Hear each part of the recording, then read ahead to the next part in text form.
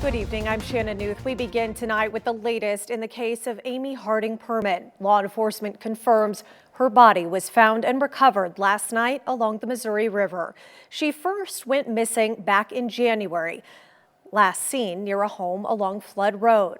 Her body was found south of Great Falls in the Big Bend area, not too far from where she was last seen. MTN's Lindsay Hyatt has more on the weeks of searching, what comes next in the case, from an afternoon press conference. On the night of January 26th, Cascade County Sheriff's Office responded to a disturbance call at the residence of Amy Harding Perman. Before she went missing more than 2 months ago, Harding was last seen walking from her house around 8:30 p.m. That night, deputies searched Buckshot Island, a region near her home, where they found personal items that led them to believe she was nearby. This is where we found some items. We found a name tag. We found a coffee card. Deputies also found a hole in the ice the next day that led them to focus their search efforts on the river. Sheriff Slaughter said they didn't disclose this to the public due to the nature of the case. Treat all these cases as if they're criminal from the beginning. If we publicly release that we found a hole in the ice, if we're interviewing people and let's say that there was foul play involved, they're immediately going to point to the hole in the ice as the reason that she went missing. So I'm absolutely not going to release that for strategic reasons in our investigation. Now that Harding's body has been found and her family has been notified, Sheriff Slaughter encourages the community to take the final step in the case. I think now we need to pray for Amy's family, and her friends and her loved ones in this community, because quite honestly, a lot of people in this community mourned over this situation. So I think right now that's the appropriate thing, is that people grieve and go through their appropriate processes. In Great Falls, Lindsay Hyatt, MTN News. A GoFundMe account has been set up to help Amy's 2 children. You can find the link to donate on our website. A man has been attacked by a grizzly bear west of Conrad last night. Montana Fish, Wildlife and Parks say a hiker, New Depuyer, encountered a sow with a cub at close range. The sow attacked and bit the hiker in the thigh. The man had a pistol with him and shot the bear, injuring it and causing the bear to move off. He was then able to walk back to his home and get medical help. This morning, FWP found the injured female grizzly bear and euthanized her. The cub was not with the adult bear when FWP found it. FWP is asking people to take precautions now that bears are emerging from hibernation and venturing out looking for food. People need to be prepared to encounter bears, and that means traveling in groups, making noise, keeping an eye out for fresh bear sign, letting people know where they're going, and carrying bear spray and being ready to use it. FWP says proper use of bear spray has been proven to be the best method for helping to reduce the severity of a bear attack and fending off threatening or attacking bears. We turn now to the latest on coronavirus in Montana. As of this morning, there have been 354 confirmed cases in Montana with 6 deaths. 157 people have recovered. 34 have been hospitalized. Cascade County now has 12 confirmed cases. The latest reported Wednesday night is a man in his 30s. The Cascade City County Health Department says he's in isolation now, and the health department is looking into who he may have been in contact with and how he may have gotten the virus. Of the 12 cases in the county, 7 have recovered. Governor Steve Bullock did hold another press conference today to update the public about the state's coronavirus response. He said he traveled to Toole County, one of the hardest hit areas of the state, with 18 cases and half of the state's deaths. Also speaking at today's press conference was Dr. Greg Holtzman, the state's chief medical officer, who stressed that the state is not relying solely on modeling predictions. Holtzman said that the strength of a model is dependent on the science of the current situation and that a lot remains unknown or only partially known about COVID-19. Modeling does not predict the future, but helps describe possibilities of what could happen depending on what interventions are implemented. Earlier this week, a University of Washington model being used by the White House Coronavirus Task Force showed Montana's numbers of projected deaths drastically dropping from 270 to 20 2022. The University of Washington says modeling projections change, and with more data collected, it appears social distancing has been working. The model has also considerably scaled back the projected number of hospital beds and ICU beds needed for Montana. We'll have much more from the governor's press conference today, coming up tonight at 10 o'clock. While the COVID-19 pandemic is straining some medical providers, its social restrictions also have made it pretty difficult for regular patients to see physicians in person. SMTN's Mike Dennison reports that means that telemedicine is getting a big boost in Montana. At Bozeman Health, before the COVID-19 outbreak, patients could visit their doctors virtually through telemedicine, but it wasn't being used very often. Now, says Dr. Mike Spinelli, that's changed in a big way. Over the course of the last 4 to 6 weeks, the amount of telehealth that we've been doing has increased dramatically. So I think almost everybody that is at Bozeman Health right now in family practice or internal medicine is trying to get up and running on one telehealth platform or another. Spinelli has been using Zoom, a video conferencing program that allows patients and doctors to see and talk to each other. And in Helena, St. Peter's Health and insurer Blue Cross and Blue Shield have taken it a step further with something called TytoCare. TytoCare allows virtual communication between doctor and patient, but it also has a device the physician can use to observe vital signs of the patient, like heart rate or breathing. The hospital and insurer had planned a TytoCare pilot project using the device on Blue Cross employees at their office. But with the advent of COVID-19, they've gone live with the program, distributing 200 devices to Helena area nursing homes, assisted living centers, and various patients. Todd Wampler, the chief of staff at St. Peter's Health, says through last week, they've done 1,400 virtual patient visits with TytoCare. Blue Cross officials say they've also earmarked $100,000 to help other hospitals or clinics buy similar telemedicine technology. Spinelli says physicians still want to see patients face-to-face when they can, but that telemedicine is becoming a new normal for many visits. And if there's things that come up where a physical exam is necessary, or there's something where I really need to get them in for a face-to-face appointment, then I can just drive in and meet them at the office. But the majority of people now that I'm seeing are via telehealth. Reporting from Helena, Mike Dennison, MTN News. Blue Cross officials say they hope the use of more telemedicine can help reduce healthcare costs, but the telemedicine visits are still billed like an office visit. Well, Clorox and Lysol are working around the clock to clean up supply issues with some of their most popular products. If you've shopped for disinfecting wipes or spray lately, you know they're in high demand. In fact, sales of the aerosol sprays are up nearly 350% since this time last year. Both companies have ramped up production, but it could be a while before stores are fully stocked again. One retail expert says that might not happen until June. For now, your best chance at finding them is shopping at large retailers like Walmart or Costco, which get direct shipments to their own warehouses. Our Storm Tracker weather team is tracking a winter storm heading our way. That's set to bring in a lot of snow and cold temperatures. It's not all bad news, though. Brandon, it's been a really nice day today. Yeah, fantastic day. The nicest day we're going to see in quite some time, that's for sure. So try to get out and enjoy that fresh air while you can. Let's just take a look at the current conditions in Great Falls. Had a little tiny bit of cloud cover roll in, but it's still more sunshine than anything else. The temperature really comfortable for this time of year, 62 degrees.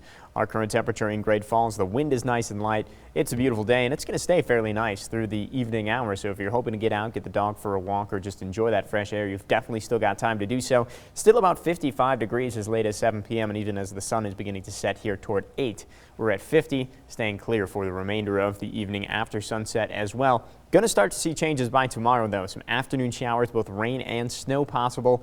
55 degrees high temperature, but that's going to be fairly early in the day, and then we really see the changes Friday night and into the day on Saturday. Ahead of those changes, we've got a winter storm warning in effect for places like Great Falls and all those areas shaded in purple. We've also got that winter weather advisory in effect too, so lots going on for the weekend. We're going to break down that winter storm in more detail later in the show. Thanks, Brandon. Coming up, picture perfect quarantine, how photographers are spreading love and capturing the times.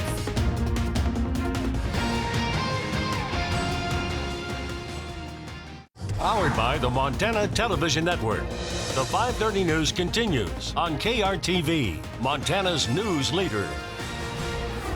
Welcome back. As everyone stays home, photographers across the country are inviting people to step out, smile, and give back to their communities. MTN's Tom Wiley explains. When history books look back on this period of time, it's hard to guess what words they'll use, but if a picture is worth 1,000 words, then local photographer Bridget Pence could fill libraries.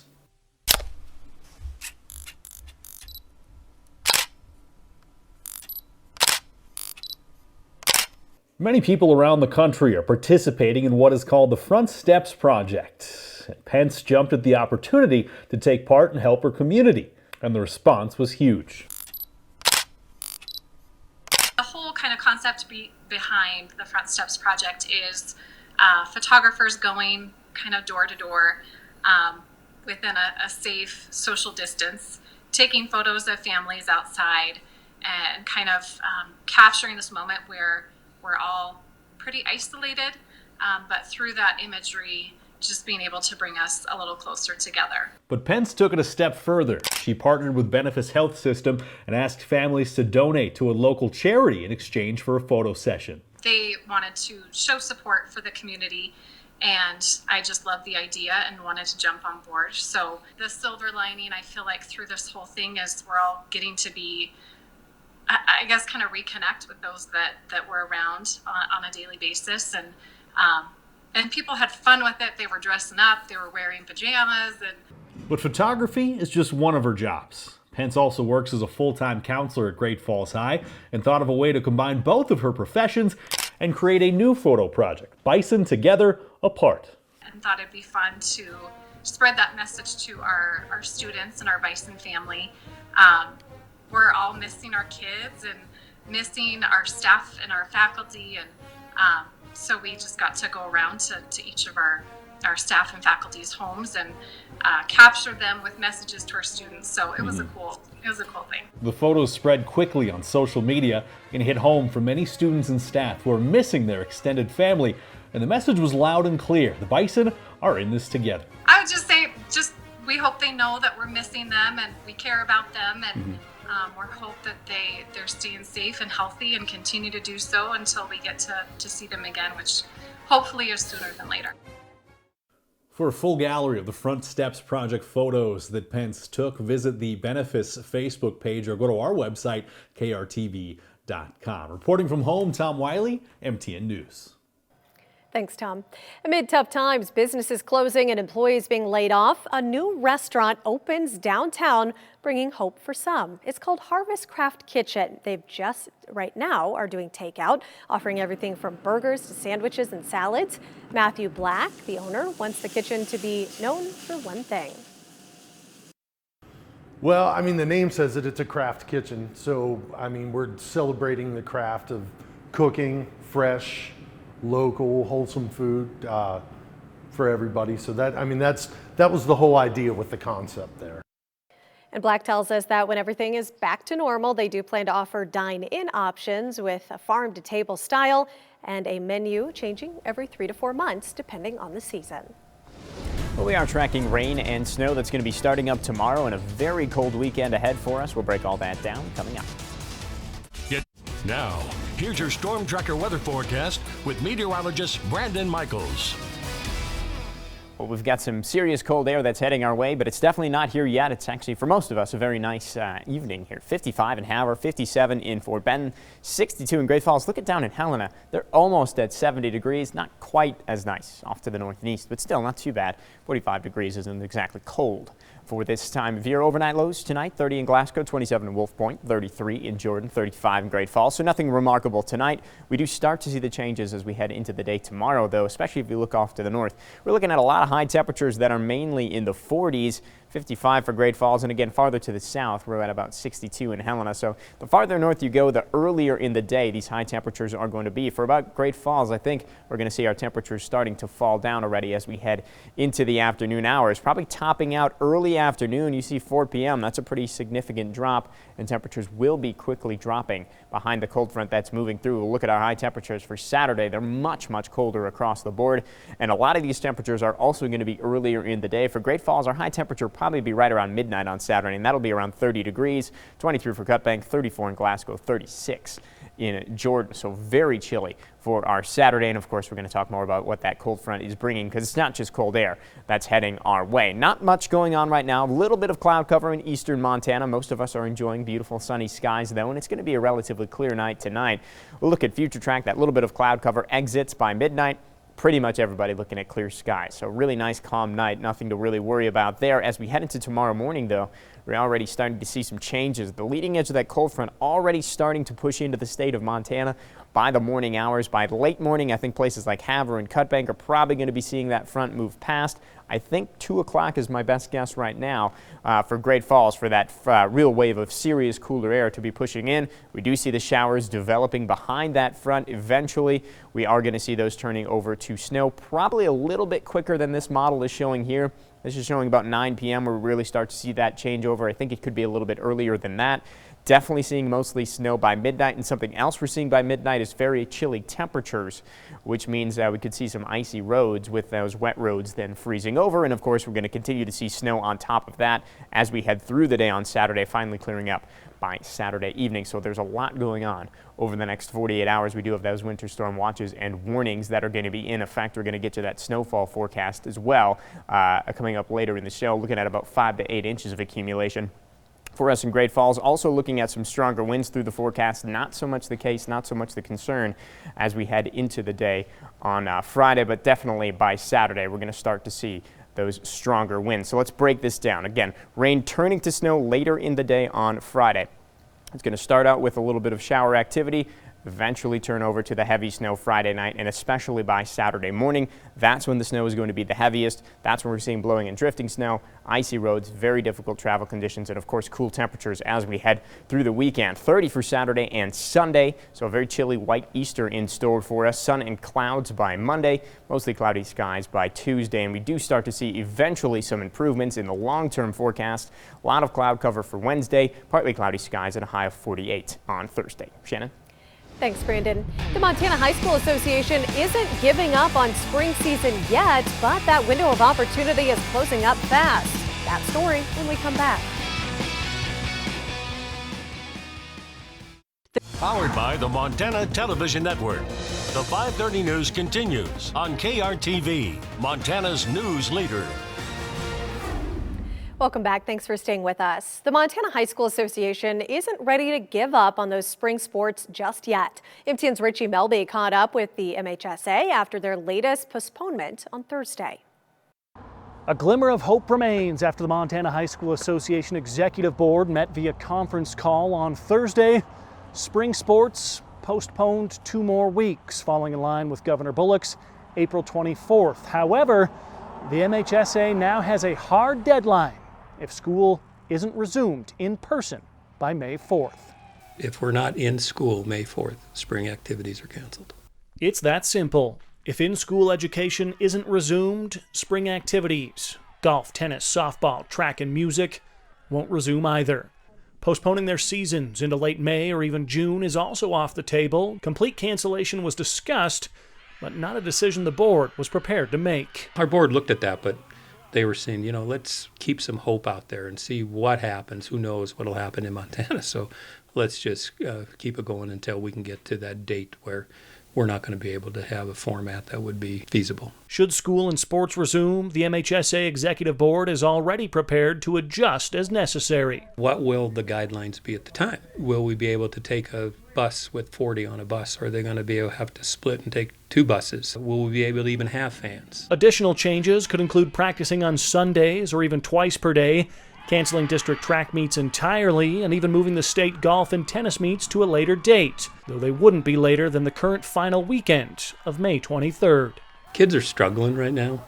They're struggling with the online learning, and they're struggling with trying to deal with something that's never happened to any of us. If things do change, they do have that hope. It's not all the rug isn't pulled out from under them. The hope remains, but that hard deadline of May 4th certainly brings finality.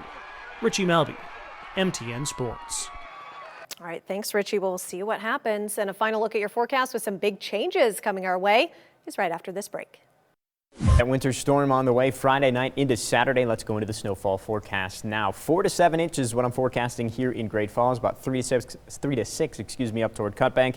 As you get closer to higher terrain, we are expecting higher totals, so over a foot in the mountains. Rocky Mountain front hit hard. Places like Belt going to be hit pretty hard as well. 1 to 3 for Havre and less than an inch in Glasgow, so that's not too bad right there.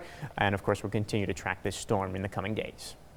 Thanks, Brandon. Finally, one way to avoid the pandemic: leave the planet. A NASA astronaut and 2 Russian astronauts arrived at the International Space Station today. NASA says astronauts always spend about 2 weeks in quarantine before a mission, and this time was no different. They didn't have contact with anyone who wasn't pre-cleared by flight surgeons during that time. Engineers, as of this morning's launch, wore masks and kept 6 feet apart. Interesting to see all of that still happening during this time, and I didn't realize they were in their own quarantine ahead of time anyway. I had no idea, so we learned something. There you go, works out. All right, thanks for joining us. We'll see you at 9 on the CW and back here at 10.